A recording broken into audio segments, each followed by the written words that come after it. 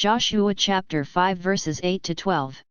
The people of God entered the promised land, and there kept the Passover.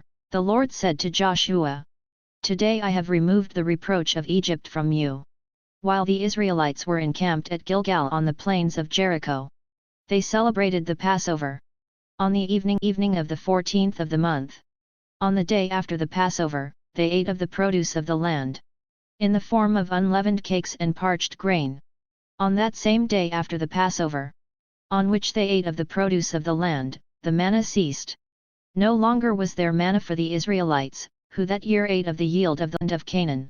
The book of Joshua is the first of the historical books and opens with God's commissioning of Joshua.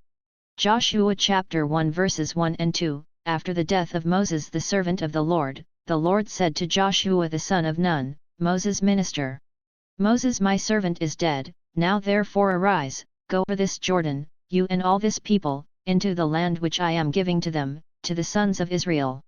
Chapter 5 is devoted to the Israelites' preparations prior to entering and securing the promised land. Gilgal, which means rolling, is a place in the Jordan River Valley not far from Jericho. Gilgal was the Israelites' first camp after they crossed the Jordan, and where 12 stones were set up as a remembrance of their crossing. They celebrated the first Passover in the Promised Land. This was the second time God had parted the waters and their second new beginning. The Red Sea was crossed, and the people went from slavery to freedom. Crossing the Jordan was a new beginning as permanent landholders rather than landless desert nomads. For the past 40 years God had fed his people with manna which would now stop, because the people had no further need of it. They were in the Promised Land. God can, and does provide for his people when, and if needed, but he also expects his people to use their God-given talents and resources to provide for themselves.